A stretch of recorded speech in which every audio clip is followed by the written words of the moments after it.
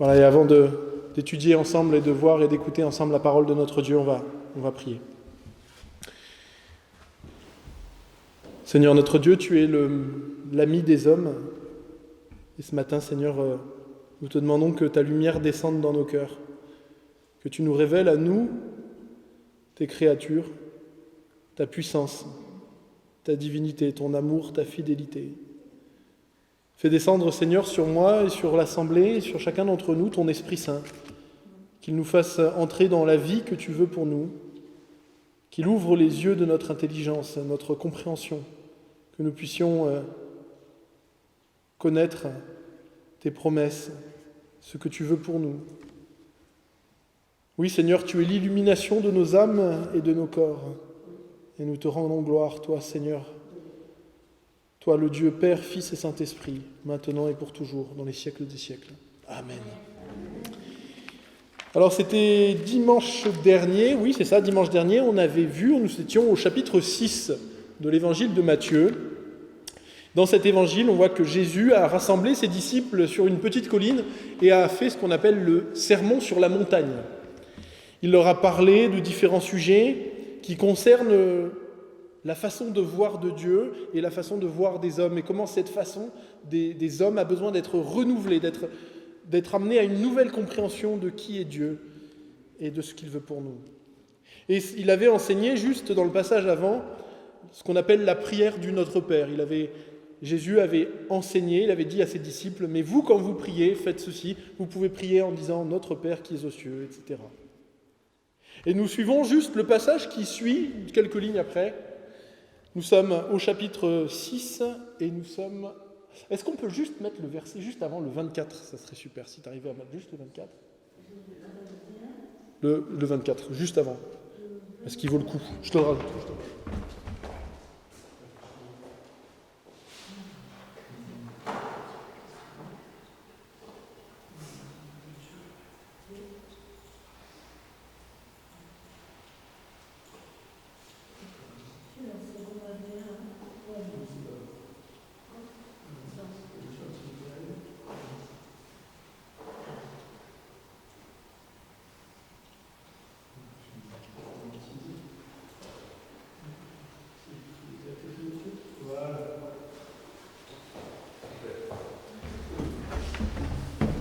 Voilà, nous lisons ensemble.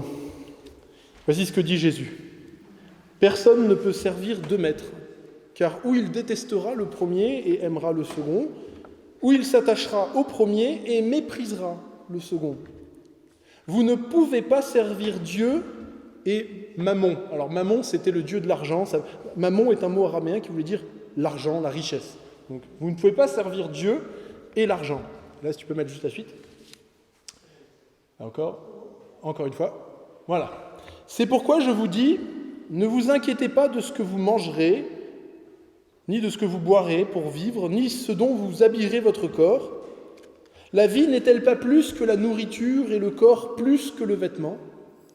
Regardez les oiseaux du ciel.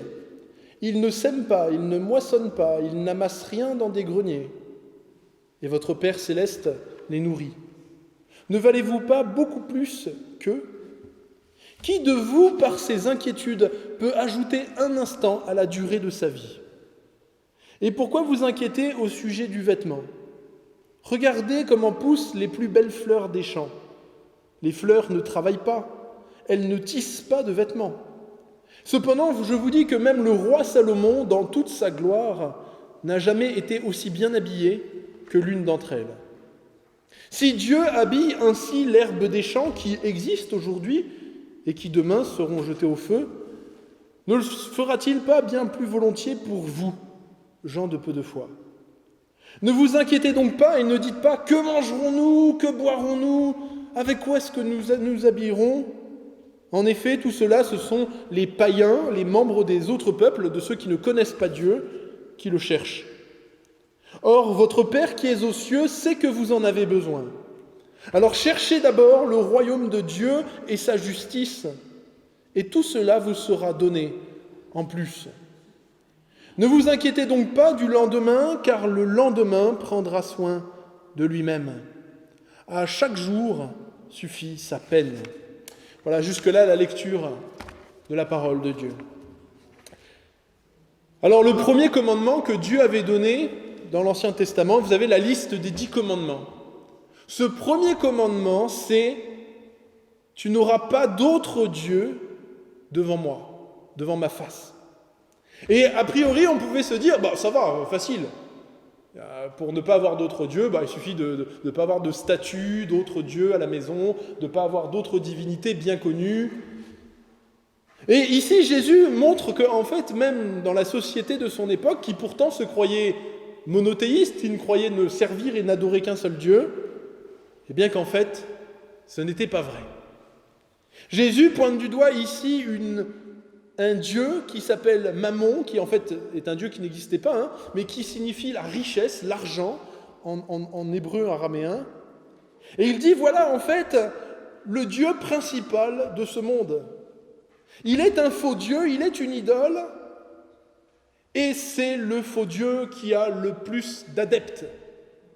S'il y a bien un Dieu, un faux Dieu, une religion qui a vocation et qui accourt partout, c'est bien celle de l'argent. La soif de l'argent, le désir d'argent, l'adoration de l'argent est la religion majoritaire ou principale de ce monde. Et nous pouvons remarquer en effet que combien les adorateurs de l'argent sont des gens pratiquants et zélés. Pour leur Dieu, pour l'argent, pour leur adoration à l'argent, ils sont prêts à tous les sacrifices.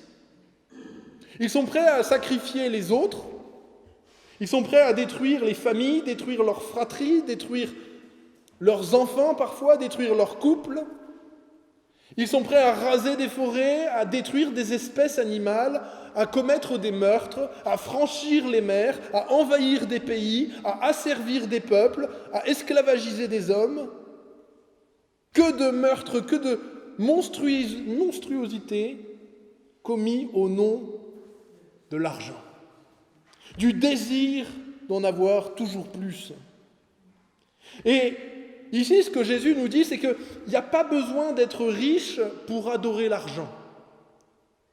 Être adorateur de l'argent ne commence pas parce qu'on est riche, ce n'est pas forcément lié. On peut être quelqu'un qui a une bonne situation matérielle et ne pas être un adorateur de l'argent. Et on peut être quelqu'un de complètement démuni et ne rien avoir et être un adorateur zélé de cette idole et de ce faux Dieu. Et Jésus nous dit, le début de l'adoration de l'argent, le commencement, le premier pas vers l'idolâtrie, le premier pas où on cesse de n'avoir que Dieu pour Dieu. Quel est ce premier pas ? C'est quand on commence à s'inquiéter pour notre vie matérielle. Alors là, je ne sais pas vous, mais moi je me sens coupable. Là, tout le monde, mince, zut. Quand on commence à s'inquiéter pour notre vie matérielle, quand on commence à y penser, quand une grande part de notre vie, la journée, dans la semaine ou autre, on est concentré là-dessus, on se dit, comment on va faire ? Quand on regarde les choses qu'on possède et qu'on se dit, si j'avais une maison avec piscine, avec vue sur la vallée ou à vue sur la mer, si j'avais ça, si je pouvais acheter ça, je serais plus heureux quand même. Foncièrement, mon bonheur dépend de la voiture, de la Mercedes que je vais avoir dans mon garage. Mais tous, chacun à notre niveau, vous voyez, la personne qui a des milliards se dira « Mon yacht est trop petit, ça ne va pas. Il y a un problème dans ma vie, c'est que j'ai 8 appartements et il m'en faudrait 12. » Et quand on n'a pas beaucoup les moyens, on se dit « Voilà, je vis dans cette petite pièce, dans ce petit appartement, et foncièrement, ça ne va pas. Je veux une plus grosse maison, il me faut plus d'argent. S'il y avait plus, tout serait différent, ma vie serait différente, je n'aurais pas les soucis que j'ai. » Et c'est étonnant parce que, quelle que soit notre situation, la première adoration, le premier acte de sacrifice, heureusement, n'est pas généralement de sacrifier les autres, mais le premier acte de sacrifice dans l'adoration de l'argent, c'est sacrifier notre santé. On commence par ça. Pourquoi ? Parce qu'on laisse venir l'inquiétude. Le premier sacrifice, on ne sacrifie pas une poule, on ne sacrifie pas un bouc au dieu de l'argent, on sacrifie notre inquiétude. On focalise. Nous croyons quelque part, ça révèle que dans notre croyance, que dans notre espérance, que dans notre façon de penser, que dans notre foi, nous pensons que notre vie, notre joie, notre bonheur et notre sécurité dépendent ultimement de notre compte en banque. Nous pensons que tout cela dépend de nos biens matériels.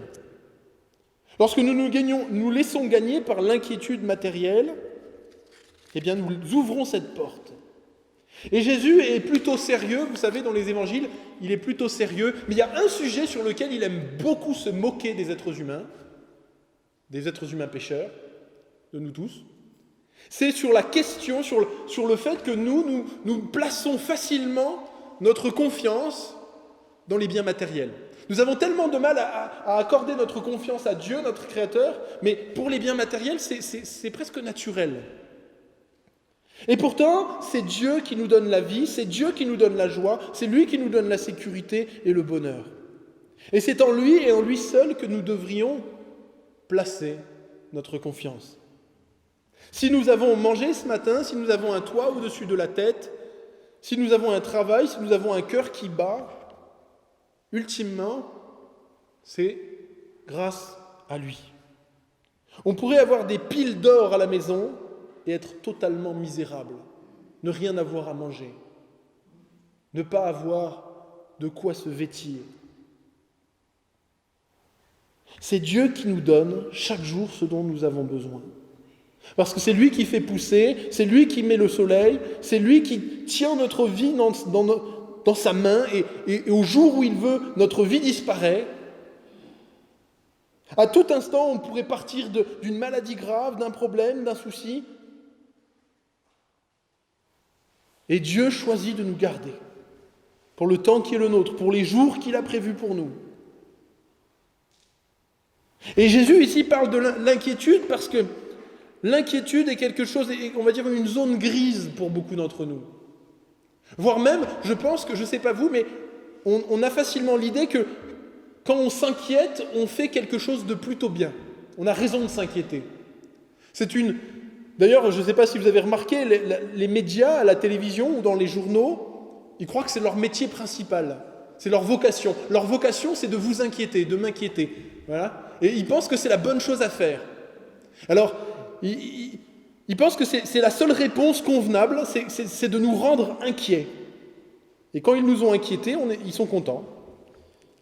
Ainsi, si on s'inquiète par exemple de la menace russe, qu'on se dit ce matin, si on se prenait une bombe atomique, si on se dit, mince, quelqu'un peut rentrer dans le temple et venir nous égorger, si on se dit, et la crise économique, on va perdre notre travail, est-ce que demain je vais encore avoir ce qu'il me faut pour vivre ? Si on s'inquiète du réchauffement climatique, si on s'inquiète de toute chose qui peut nous tomber dessus, eh bien quelque part, il y a une forme d'orgueil, en tout cas je ne sais pas chez vous, mais chez moi ça fonctionne comme ça. Il y a une forme d'orgueil où on se dit, c'est bien, je suis quelqu'un d'inquiet. Moi je m'inquiète pour toutes ces choses, je porte toutes ces choses sur mes épaules, quelque part je suis réveillé, je suis mature, moi. Moi, je sais toutes les menaces et tous les problèmes qu'il y a et je les porte dans ma chair et j'ai de l'anxiété par rapport à tout cela. Vous voyez comme je suis quelqu'un qui a cette attitude de tout porter. Mais Jésus se moque complètement de cette attitude et il prend l'exemple de la durée de la vie et de l'inquiétude. Il dit cette phrase. Est-ce que c'est grâce à votre inquiétude que vous augmentez votre espérance de vie ? Et c'est drôle parce qu'à l'époque de Jésus, ils n'avaient pas toutes ces études qu'on connaît maintenant sur le rôle du stress, de l'inquiétude, de l'angoisse, dans le fait qui augmente, qui est un facteur décisif pour augmenter les maladies, pour faire baisser les défenses immunitaires.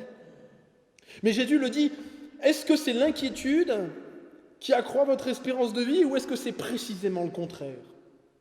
Est-ce que la confiance en Dieu n'est-elle pas une plus grande aide pour dépasser les menaces et les obstacles que notre peur ? Et Jésus dit ensuite, regardez les oiseaux et les fleurs. Est-ce que les oiseaux et les fleurs se font du souci ? Pourtant, ils ne travaillent pas, ils ne préparent rien. Et pourtant, Dieu s'occupe des oiseaux et des fleurs. Les oiseaux et les fleurs existent. Pour Dieu, on va dire, les oiseaux et les fleurs ne pèsent pas beaucoup, c'est pas très important pour Dieu, des oiseaux et des fleurs, toute proportion gardée. Dieu aime les oiseaux et Dieu aime les fleurs. Mais relativement, en tout cas, ce que nous dit la Bible, c'est qu'un être humain, ça compte beaucoup plus pour Dieu. Aux yeux de Dieu, ça a beaucoup plus de valeur que les fleurs et les oiseaux. Et quand en plus on a une relation de confiance avec Dieu, qu'on est son enfant, qu'on est son fils ou sa fille par Jésus-Christ et par la foi en lui, à combien plus forte raison, si on a reconnu que Dieu est notre Père dans les cieux, à combien plus forte raison, si on lui fait confiance, a-t-il promis de s'occuper de nous? Alors évidemment, il ne faut pas mal comprendre cette promesse. Dieu nous a donné un cerveau, Dieu nous a donné des forces, Dieu nous a donné des bras, il nous a donné des capacités pour travailler honnêtement. Et l'argent, qui est le fruit de notre travail honnête, est une chose en tant que telle bonne, j'ai presque envie de dire sainte, qui est là pour subvenir à nos besoins. Nous travaillons pour vivre. Et si nous obtenons de l'argent, si nous obtenons une réussite, eh bien cela ne doit pas servir à n'importe quoi, cela doit servir en priorité à prendre soin de ceux qui en ont besoin, et à commencer par notre famille. Là-dessus, il faut être clair, l'enseignement de la Bible n'encourage pas du tout le parasitage, le fait de rester sans travailler, alors qu'on en a les moyens, alors qu'on pourrait trouver un travail. L'apôtre Paul dit, si quelqu'un ne veut pas travailler alors qu'il le peut, qu'il ne mange pas non plus. Et l'apôtre Paul rajoute dans la première lettre à Timothée, il dit à Timothée qui était un pasteur d'une petite église, il lui dit, si quelqu'un n'a pas soin des siens, si quelqu'un ne prend pas matériellement soin de ceux qui en ont besoin, parce qu'ils sont dans une situation d'handicap, ou à cause de leur âge, trop jeune ou trop vieux, et principalement de ceux de sa famille, c'est-à-dire on ne peut pas aider tout le monde, mais à commencer par sa famille, eh bien si quelqu'un refuse d'aider quelqu'un de sa famille qui en a absolument besoin, il a renié la foi, il est pire qu'un infidèle. Alors ça ne veut pas dire qu'on est là un seul pour faire gagner toute la famille, que toute la famille reste dans l'assistanat, alors qu'elle peut travailler. Mais il y a ce principe de solidarité et de fraternité au sein d'abord de la famille, de l'Église, pour ceux qui en ont absolument besoin. Autrement dit, Dieu a voulu que notre travail et que l'argent que nous gagnons nous fassent vivre et servent à bénir, à faire du bien aux autres, à étendre le royaume de Dieu. Autrement dit, le but de notre vie, c'est de vivre en cherchant le royaume et non pas de gagner de l'argent. Nous travaillons pour vivre, mais nous ne vivons pas pour gagner de l'argent. Et lorsque nous avons des soucis matériels, c'est ce que nous avons vu dans la prière du Notre Père que nous avions vu la semaine dernière. Quelle est la première demande qui concerne l'homme ? Donne-nous aujourd'hui notre pain de ce jour. Il est totalement légitime de demander à Dieu son intervention et son aide, même parfois par le jeûne, s'il le faut, en jeûnant, en s'abstenant de manger, pour dire à Dieu à quel point nous en avons besoin, si nous avons besoin d'un travail, si nous avons besoin de nourriture, si nous avons besoin d'un toit, si nous avons besoin de quelque chose. Et je sais qu'il y en a parmi vous qui ont été dans le besoin un jour, qui ont été dans des situations qui semblaient humainement sans solution. Il n'y avait pas de solution. Moi j'avais un ami comme ça, il lui était arrivé, il était étudiant dans un pays ailleurs, il n'avait rien pour manger. Il fréquentait une église et il ne sait pas pourquoi, il y a quelqu'un un jour qui est venu, qui lui a dit « Ah tiens, c'est pour toi, une enveloppe. » Quelqu'un a laissé dans le tronc à la sortie avec ton nom. Et il y avait l'argent pour vivre pour la semaine. Il ne savait même pas qu'il était connu. Il ne pensait même pas qu'il y avait des gens dans cette église qui connaissaient son prénom et son nom. Et il y a toutes sortes de miracles. S'il n'y a pas humainement une solution, si Dieu ne va pas susciter un travail, ou si il est possible, vraiment possible, qu'un matin, ça sonne, vous ouvrez la porte et vous trouvez un panier avec de la nourriture et vous ne savez pas, et vous n'avez aucune idée de qui vous l'a mis. Vous savez, c'est vraiment réel ce que Dieu dit dans la Bible sur les anges, sur le fait que Dieu envoie des anges, envoie parfois des vrais êtres humains, mais aussi parfois des vrais anges, des êtres spirituels, qui viennent répondre à une situation qu'on en a besoin. Il y a des miracles extraordinaires Et on n'a pas besoin d'aller les chercher très loin, même au temps de la Bible, hein. Encore à notre époque, Dieu ne nous a pas promis la richesse, mais il a promis qu'il s'occuperait de nous et qu'il prendrait soin de nous. Autrement dit, Dieu veut que lorsque nous avons un souci, lorsque nous avons une inquiétude, que notre réponse ne soit pas encore plus d'inquiétude, mais que notre réponse face au souci et à l'inquiétude matérielle soit la prière. Quand je suis stressé, quand je suis anxieux, quand je suis inquiet parce que quelque chose ne va pas, que ce soit d'ailleurs dans ma santé, parce que quand ma santé est atteinte, ma condition de vie aussi. Quand j'ai des enfants que je ne sais pas comment je vais m'en occuper, ma maison, je dois la faire réparer, que j'en ai pas les moyens, lorsque j'ai perdu mon travail et j'en ai plus d'autres, au lieu de me remettre à l'inquiétude, je me remets à mon Dieu qui est mon Père. Que l'inquiétude soit le rappel pour nous amener à plus de prière, à plus de relations avec Dieu, à plus de confiance à Dieu notre Créateur. Vous savez, dans le monde, il y a des gens qui sont milliardaires, qui ont beaucoup, beaucoup d'argent. Ils n'en sont pas plus heureux pour autant, ils sont souvent d'ailleurs plus malheureux que les autres. La vraie richesse qui compte dans ce monde, le vrai trésor de la vie, et c'est ce que nous dit Jésus ici, ce n'est pas un compte en banque bien rempli.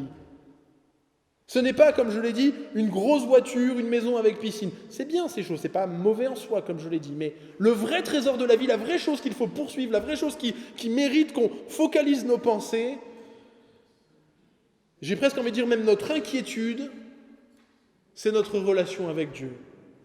C'est de vivre en communion avec Dieu, notre Créateur, et qu'au jour de notre mort, au jour du jugement, nous soyons trouvés justes par Dieu. Et ça, c'est un sujet qui devrait, en fait, d'ailleurs, nous inquiéter. Ça devrait nous inquiéter plus encore que l'argent, plus encore que notre santé. Mais la bonne nouvelle, ce qui est extraordinaire, c'est que même là-dessus, nous n'avons pas à nous inquiéter. Même sur le jour du jugement, nous n'avons pas à nous inquiéter. Parce que Jésus nous dit, cherchez d'abord le royaume des cieux et sa justice. Et la justice que Dieu nous donne, ce n'est pas une justice que nous atteignons, nous l'avions vu les dernières semaines, par un niveau à atteindre. C'est un cadeau que l'on reçoit parce que Jésus, le Christ, est venu précisément sur terre pour que nous ne vivions plus dans la peur et dans la crainte. Vous savez, Jésus est venu, il est mort à la croix, il a pris tous nos péchés, toute notre rébellion, tout notre manque de foi, tout notre égoïsme, toute notre ingratitude envers Dieu, il a tout pris sur lui. Toutes les choses qui mériteraient qu'on soit puni, il l'a pris et il est mort avec. Et il est ressuscité d'entre les morts pour prouver que le pardon était acquis pour nous. Et l'apôtre Paul, qui avait autrefois persécuté l'Église, qui avait toutes les raisons de s'en faire pour sa vie et pour le jugement, connaissant l'amour et la grandeur et l'œuvre de Jésus à la croix, peut dire cette phrase qui est, à mon sens, une des plus belles de la Bible. Il dit, au chapitre 8 de la lettre aux Romains, il dit « En effet, j'ai l'assurance que ni la mort, ni la vie, ni les anges, ni les dominations, ni le présent, ni l'avenir, ni les puissances de la terre, ni les hauteurs, ni la profondeur, ni aucune créature au monde ne pourra jamais me séparer de l'amour de Dieu manifesté en Jésus-Christ notre Seigneur. » Vous savez, Jésus est venu sur la terre pour que nous puissions, nous qui étions des pécheurs, des gens qui étions séparés de Dieu, nous qui étions salis et incapables d'entrer dans la présence de Dieu le Père, eh bien que nous soyons admis dans sa présence. Que nous trouvions au ciel non pas un juge qui est là, qui nous condamne, qui est en colère contre nous, mais que nous trouvions un Père qui dit juste « tout est payé, rentre à la maison, reviens ».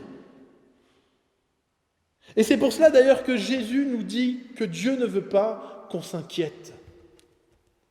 Si Dieu a donné son Fils unique bien-aimé pour nous, à combien plus forte raison n'avons-nous pas à nous inquiéter pour les choses du futur qui ne dépendent pas de nous. Et je veux terminer avec ce rappel de l'apôtre Paul qui en fait dit exactement ce que Jésus dit ici, il le dit juste autrement. Il écrit à l'église qui se trouvait dans la ville de Philippe, en Grèce. Il le dit au chapitre 4, il dit « Ne vous inquiétez de rien, mais en toute chose, faites connaître à Dieu vos besoins, par des prières, par des supplications, avec des actions de grâce, c'est-à-dire en remerciant Dieu. Et la paix de Dieu qui surpasse toute intelligence gardera vos cœurs et vos pensées en Jésus-Christ. » Alors le Seigneur veut nous dire encore ce matin, il veut nous le rappeler, et moi le premier, que si nous sommes inquiets pour quoi que ce soit pour, pour une situation matérielle, mais parfois ça peut être la santé, ça peut être autre chose, que votre inquiétude ne vous rende pas esclave, mais que votre inquiétude vous amène plutôt à la prière. Et dans la prière, souvenez-vous, comme nous l'avions vu la semaine dernière, que Dieu vous aime. Il vous aime plus qu'il n'aime toutes les autres créatures de ce monde, en tout cas les créatures physiques, c'est sûr, bien qu'il les aime beaucoup. Et que Dieu veut cette relation privilégiée avec vous. Il vous veut comme un enfant, et lui comme il veut être votre Père. Que l'angoisse, la peur et l'inquiétude ne règnent donc pas sur votre vie, et recevez la paix que le Seigneur peut donner. Amen. Et je vous invite, nous allons chanter et poursuivre cette méditation avec un chant. Cherchez d'abord le royaume des cieux et sa justice, et tout le reste vous sera donné en plus.